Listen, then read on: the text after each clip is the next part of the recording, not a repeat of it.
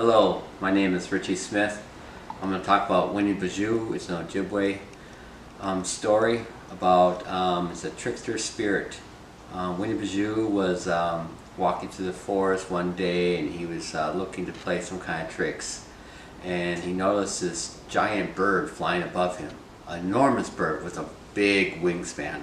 He was flying around, and Weneboozoo would say, "Hey, get down here, come pick me up, I want to be up there with you in the clouds." And the big giant bird just ignored him. Finally, after days and hours, Weneboozoo kept persisting, talking to him, and he said, "Come down here, pick me up. And so the bird reluctantly came down and talked to him. And Weneboozoo said, "Hey, pick me up and bring me up to the clouds. I want to be up there like you." He was a trickster, so he wanted to hang out with him. And so the bird finally said, "Okay, I'll bring you up there." So he was flying him up there, and Weneboozoo was a little heavy, but he got him up to the clouds, and he put him on the clouds. And he said, "Look at this down there. Look at all these people down here. Look at all they're small as ants."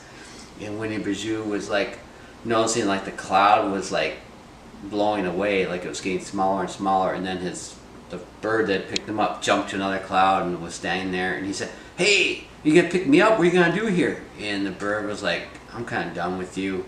You were kind of bothering me." And so he says, "Pick me up." And then finally the cloud disappeared, and Weneboozoo, he falls down to the earth for miles and miles, going, "Ah!"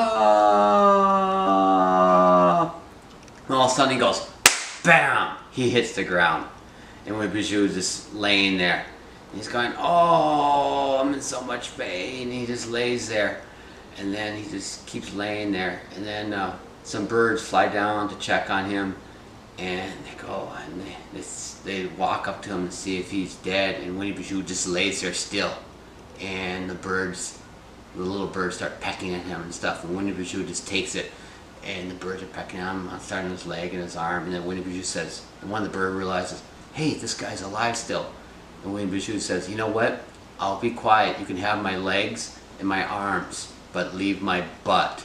I want my butt saved." And so the birds think that's a good deal. So they start eating away, they're pecking his arms and legs, and finally that big giant bird is flying over, and he sees Weneboozoo laying on the ground with the other birds pecking at his legs and his arms. He's going, "Oh, that guy really got it. He's done. I got Weneboozoo, the trickster." And so he's like flying down. He says he's dead. They're eating his legs and arms. So he flies down, and all the little birds, they start to scatter away because he's a big giant bird. And he comes up to Weneboozoo and says he's dead. So he says, "Oh, look at his butt. There's a lot of meat on his butt still." So he starts pecking at his butt, and he's eating his butt. And Weneboozoo's just laying there, and he's just taking it. And finally the bird like reaches down into his butt, and he's really getting the meat in there. He's like digging in his butt. And Weneboozoo all of a sudden clutches his butt cheeks, and he just grinds on the bird's head, and the bird's like just stuck, and he's trying to get out, and Weneboozoo is laughing, "Ha ha ha ha ha! You thought you got me, I got you, bird." And then he clenches so hard that the bird can't get out, and all the beautiful feathers on this bird, on his head, he completely peels it off it, so he's a bald-headed bird, which makes him the vulture. And that's how the vulture was created by Weneboozoo. Story of Ojibwe. Thank you.